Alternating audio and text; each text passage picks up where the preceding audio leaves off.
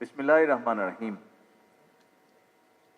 জেলা প্রশাসক সম্মেলনের সমাপনী অনুষ্ঠানের সম্মানিত সভাপতি,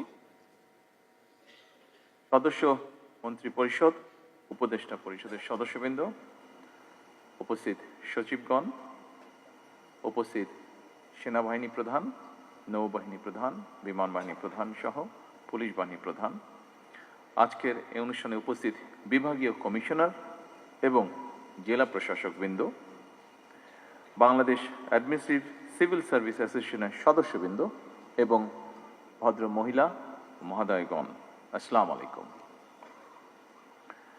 বিভাগীয় কমিশনার এবং জেলা প্রশাসকদের 4 দিনের সম্মেলনের সমাপনী অনুষ্ঠান শেষে আপনারা প্রায় প্রত্যেকেই আগামীকাল হয়তো যে যার কর্মস্থলে ফিরে যাবেন এবং যথারীতি কাজ শুরু করবেন। আপনারা এই 4 দিনের সম্মেলনে আপনারা একদিকে প্রশাসনিক বিষয়গুলো সম্পর্কে হালনাগাদ তথ্য পেয়েছেন, অপরদিকে বর্তমান সরকারের লক্ষ্য, উদ্দেশ্য এবং কর্মসূচিগুলো সম্পর্কে হাতে কলমে অবগত হয়েছেন।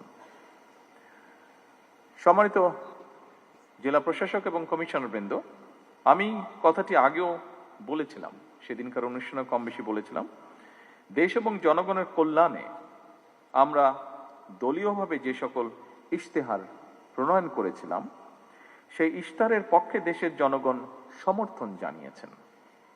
সুতরাং এটি এখন আর বিএনপির দলীয় ইশতেহার নয়, বরং এটি এখন দেশের জনগণের ইশতেহার। এটি এখন জনগণের জন্য সরকারের ইশতেহার। সুতরাং এখন ইশতেহার বাস্তবায়নের পালা। জনগণের কাছে দেওয়া আমাদের অঙ্গীকারগুলো এই মুহূর্তে আপনাদের সামনে আমি পুনরায় বিস্তারিতভাবে তুলে ধরতে চাই না, তবে শুধু এতটুকু বলবো, জনস্বার্থে নেওয়া সরকারের কাজগুলো বাস্তবায়নের প্রধান দায়িত্ব জনপ্রশাসনের উপরে বর্তায় এবং তাই সরকারের কর্মসূচি বাস্তবায়নের জন্য প্রশাসনের সাফল্য শেষ পর্যন্ত সরকারের সাফল্য হয়ে দাঁড়ায়।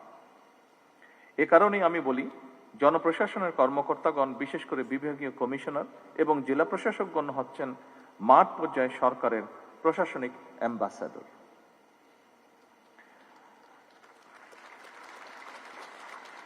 সম্মানিত সকল উপস্থিতিবৃন্দ, বর্তমান সরকারের উপর জনগণের প্রত্যাশা অনেক।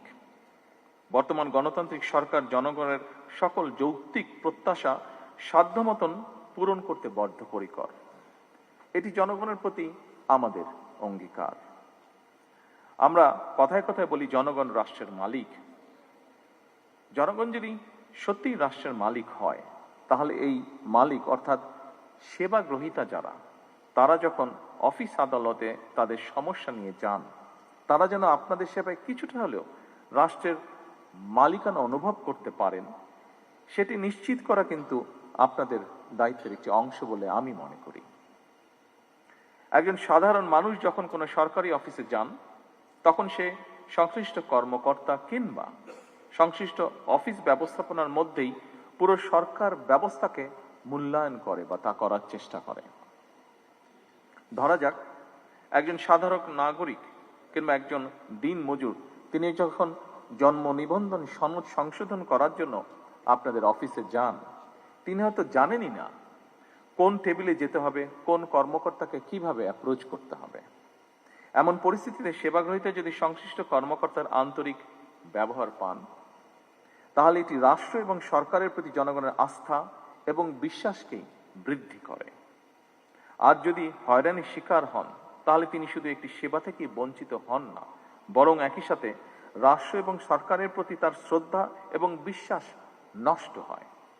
সুতরাং রাষ্ট্র এবং সরকারের সঙ্গে জনগণের আস্থা তৈরির ক্ষেত্রে আপনাদের কার্যক্রম মুখ্য ভূমিকা পালন করে এবং করতে পারে। তাৎক্ষণিকভাবে হয়তো সবকিছু সমাধান করে দেওয়া সম্ভব নয়, এটি আমরা বুঝি, কিন্তু ভুক্তভোগীর মনে অন্তত এই ধারণা জন্ম নেবে বা জন্ম নেওয়া জরুরি, আপনি কিংবা আপনার অফিস তার সমস্যার সমাধানের ব্যাপারে আন্তরিক। উপস্থিত বিভাগীয় কমিশনার এবং জেলা প্রশাসক বৃন্দ সহ উপস্থিত সকল সম্মানিত অতিথিবৃন্দ, প্রশাসনকে জনমুখী করে গড়ে তুলতেই হবে আমাদের। সেই কাজটি আপনাদের ভূমিকার উপরে বলা যায় প্রায় পুরোপুরি নির্ভর করে। আমাদের সরকার এমন একটি জনমুখী সরকার প্রশাসন চায়, যেখানে সরকারি দপ্তরে সাধারণ মানুষ সম্মানের সাথে দ্রুত, স্বচ্ছ এবং হয়রানি মুক্তভাবে সেবা পাবে। এই বিষয়টি আপনারা নিশ্চিত করতে সক্ষম। আইন অবশ্যই গুরুত্বপূর্ণ, কিন্তু মানবিকতাও আরো বেশি তাৎপর্যপূর্ণ। সম্মানিত উপস্থিতিবৃন্দ, একজন বৃদ্ধ কিংবা সুস্থ মানুষ আপনাদের অফিসের সামনে কিংবা সেবার জন্য লাইনে দাঁড়িয়ে থাকেন, তখন তাদের বিষয়গুলো আইনগত উপায়ে সমাধানের পাশাপাশি তাদের প্রতি মানবিক আচরণও খুবই জরুরি। সেবা গ্রহীতার প্রতি আপনাদের আন্তরিক ও সহানুভূতিশীল ব্যবহার তাদের প্রতি রাষ্ট্র এবং সরকারের ব্যবস্থা সম্পর্কে ইতিবাচক ধারণার জন্ম দেয়। হয়তো এই বিষয়গুলো আমাদের অনেকের কাছে হয়তো খুব ছোট মনে হতে পারে, কিন্তু জনমনের প্রভাব কিন্তু অনেক বেশি। ভবিষ্যতে এসব বিষয়গুলোর প্রতি আরো মনোযোগী এবং যত্নবান থাকার জন্য আমি আপনাদের দৃষ্টি আকর্ষণ করছি। উপস্থিত বিভাগীয় কমিশনার এবং জেলা প্রশাসক বৃন্দ, রাষ্ট্রের সবচেয়ে বড় সম্পদ হলো জনগণের বিশ্বাস। সরকার এবং প্রশাসনের স্বচ্ছতা ও জবাবদিহিতার মাধ্যমে জনমনে এই বিশ্বাস কিন্তু ধীরে ধীরে গড়ে ওঠে। এই ব্যাপারেও আপনারা যত্নবান থাকবেন বলে আমি দৃঢ়ভাবে বিশ্বাস করি। প্রশাসন শুধু আইন প্রয়োগের যন্ত্র নয়, এটি মানুষের সেবার একটি মাধ্যম। আমি একটি বিষয় গভীরভাবে বিশ্বাস করি, আমাদের সমস্যা অসংখ্য, তবে সম্ভাবনাও কিন্তু কম নয়। আমাদের দেশের ডেমোগ্রাফিক ডিভিডেন্ড যেটি আছে, এর সুযোগ নিয়ে আমরা যদি তরুণ এবং কর্মক্ষম জনগোষ্ঠীকে দক্ষ জনশক্তিতে রূপান্তরিত করতে পারি, তাহলে এই জনসংখ্যাই কিন্তু হবে আমাদের জনসম্পদ।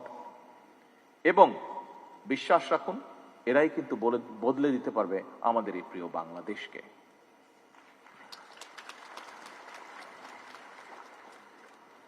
আমি আপনাদের উদ্বোধনী অনুষ্ঠানে, সম্মেলনের উদ্বোধনী অনুষ্ঠানে আপনাদের প্রতি নির্দেশনামূলক বক্তব্য দিয়েছিলাম। সুতরাং খুব সম্ভবত পাশের রুমে বোধহয় ডিনারের ব্যবস্থা আছে। ডিনার সামনে রেখে আমি খুব একটা লম্বা করতে চাই না আমার বক্তব্য। আগেও বেশ কিছু বক্তব্য আমরা শুনেছি। তবে আজকের এই সুন্দর অনুষ্ঠানে আমি একটি সুযোগ হারাতে চাই না, সে কারণে আমি একটি কথা বলতে চাই। যথাসম্ভব মানুষের উপকার করার মানসিকতা নিয়ে আমরা সামনে এগোই। রাষ্ট্র এবং সমাজের ধর্মীয় সামাজিক মূল্যবোধগুলোকে জাগিয়ে রাখতে আমাদেরকে সম্ভাব্য সকল উপায় বের করা প্রয়োজন। আমাদেরকে পারিবারিক মূল্যবোধে উজ্জীবিত হতে হবে। আমরা যদি সবাই একটা ছোট্ট বিষয় মনে রাখি, একটি ছোট্ট কথা মনে রাখি, সেটি হলো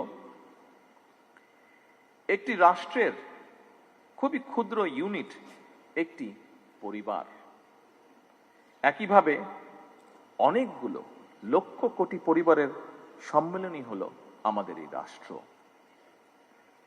সুতরাং পরিবারগুলো ধর্মীয় সামাজিক মূল্যবোধে উজ্জীবিত থাকলে রাষ্ট্রীয় মূল্যবোধও সুসংহত হয়। সম্মানিত জেলা প্রশাসক, কমিশনার বৃন্দ, সম্মানিত সকল প্রশাসনিক কর্মকর্তা বৃন্দ, দেশ এবং জনগণের কল্যাণে আপনারা নির্ভয় নিরপেক্ষভাবে কাজ করুন। সরকার আপনাদের যে কোনো আইনগত এবং মানবিক উদ্যোগে সক্রিয় সহায়তা দেবে ইনশাআল্লাহ। এই সুন্দর পরিশেষে এই সুন্দর আয়োজনের জন্য আমি বাংলাদেশ অ্যাডমিনিস্ট্রেটিভ সার্ভিস অ্যাসোসিয়েশনের সকল সদস্য এবং তাদের পরিবারের সদস্যদেরকেও আবারও আন্তরিকভাবে ধন্যবাদ জানিয়ে আমার বক্তব্য শেষ করছি। আল্লাহ হাফেজ। বাংলাদেশ জিন্দাবাদ।